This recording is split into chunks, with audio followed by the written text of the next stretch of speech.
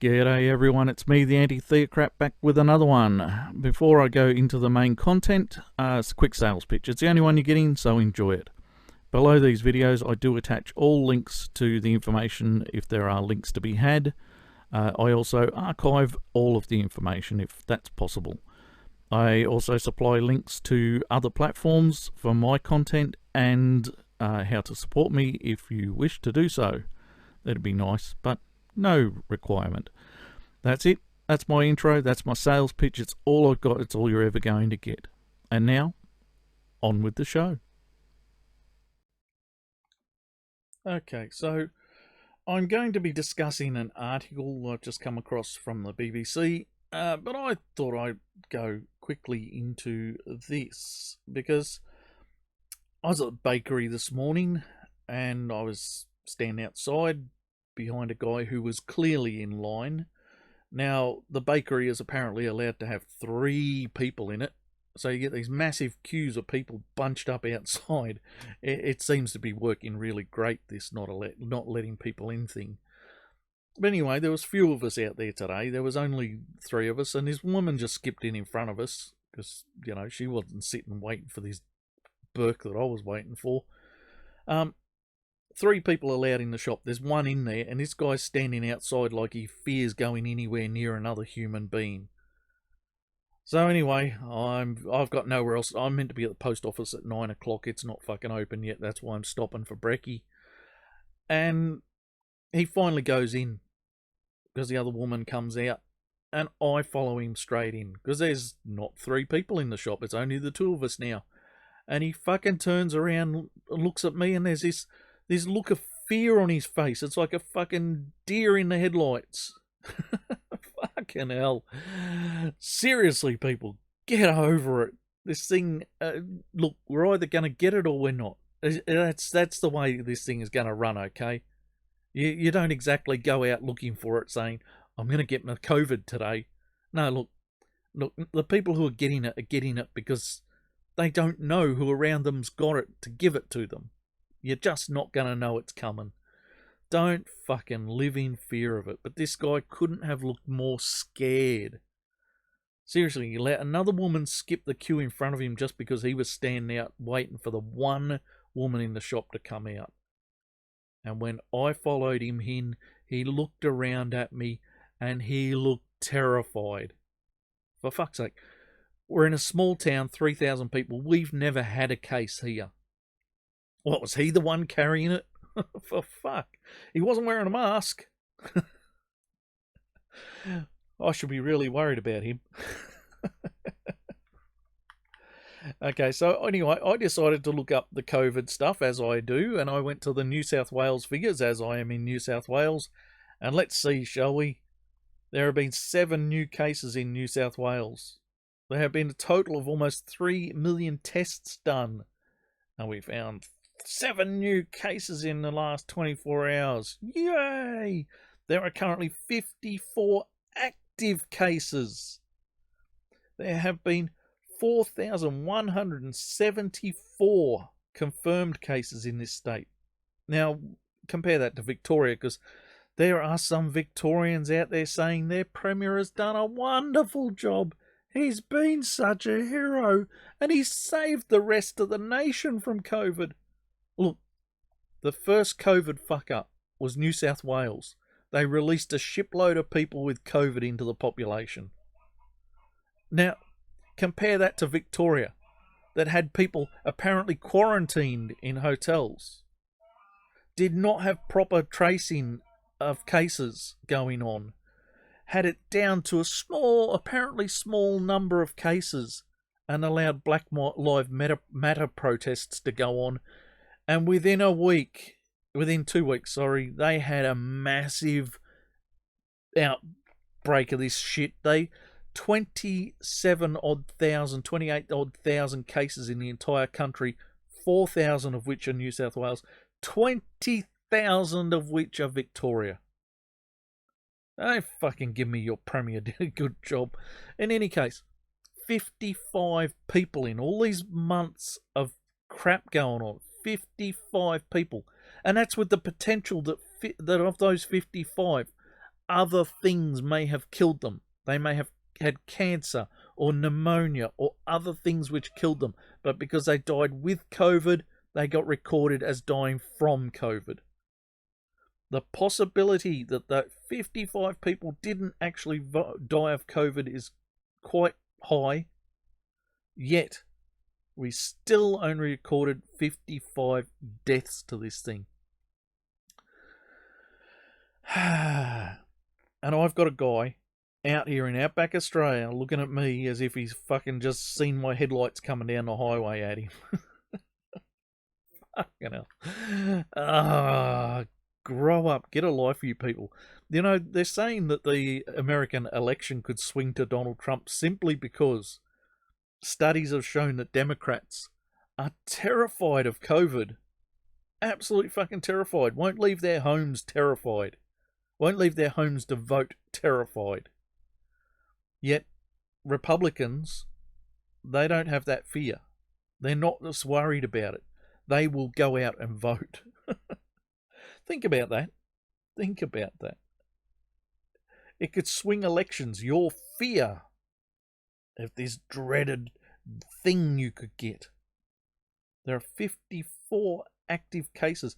Now, I got to hear from the Australian statistics, so let's see if we can bring those back up, because they were important. They were interesting of their own. No, it's not going to load me the infographic stuff.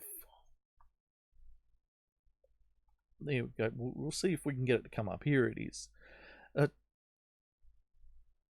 have been 905 deaths in the entire country, which you have to think with 20,000 of those coming out of Victoria. Victoria did a pretty good job of getting people through it, right?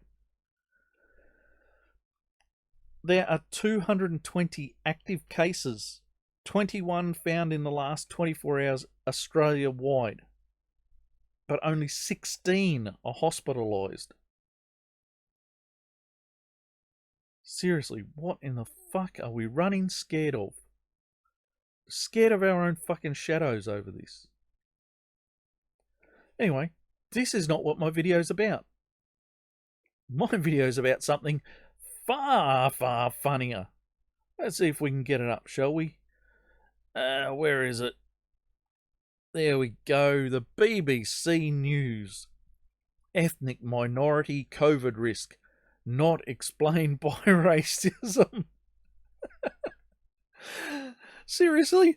Who the fuck was looking at a pandemic to work out if it was racist or not? Who the fuck even considers these things? Who bothers to write about them? Who is this the health reporter? Who thought, oh no, we should write the story about how COVID's not racist. Fucking hell. A scientist advising the government on ethnicity and COVID says structural racism. How the fuck is this person a scientist and still saying structural racism? Is not a reasonable explanation for Black and South African people's greater risk of illness and death. No, it's probably to do with the way they socialise. Ay, fucking ay. No, the system made it happen. Fucking hell. I'm sorry. The racist system made Asians and South Africans die more. South Asians and black people die more. That fucking COVID. Racist as fuck. No, apparently that's not the reason. An earlier report by Public Health England said racism may contribute. Someone did judge that it was racism. Sure, we were all going coughing in the face of Asian people. That's what we were doing. Everyone was just out there fucking looking at those Asian people going,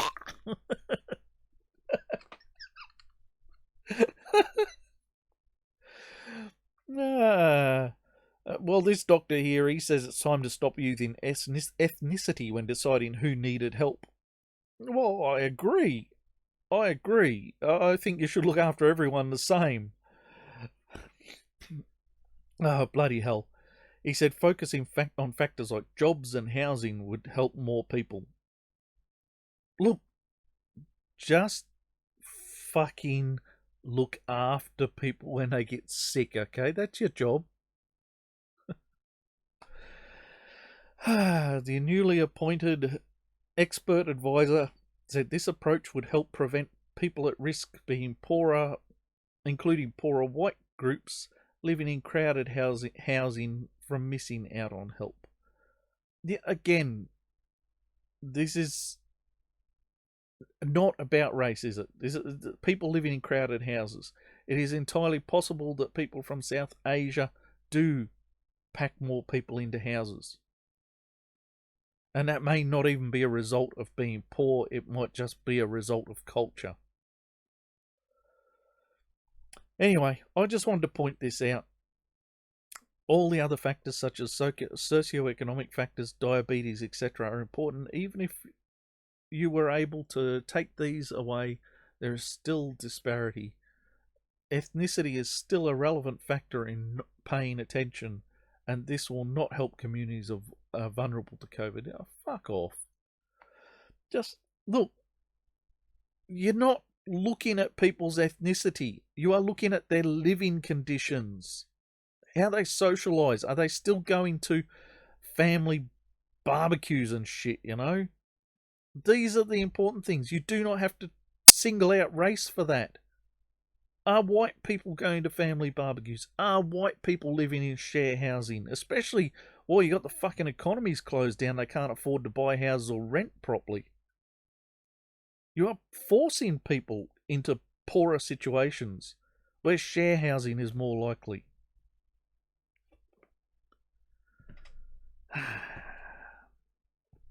Seriously. This was worthy of a story. This was worthy of note. But apparently, we can't just explain it by racism. It was never fucking racist. If it was race related, if we say Asian people are more likely to die as a result of getting COVID, that's not racism. It is just race. We are making race the significant factor. We are not hating Asian people for it. Racism suggests we are hating Asian people because they are more likely to die of COVID, and this is just not the case. The fact that these things even need saying is fucking ridiculous. Wasn't so fucking funny. It wasn't so fucking funny. I'd take it seriously. I would take this shit so seriously. I would wonder what the fuck our governments are running on. What drugs are you people taking?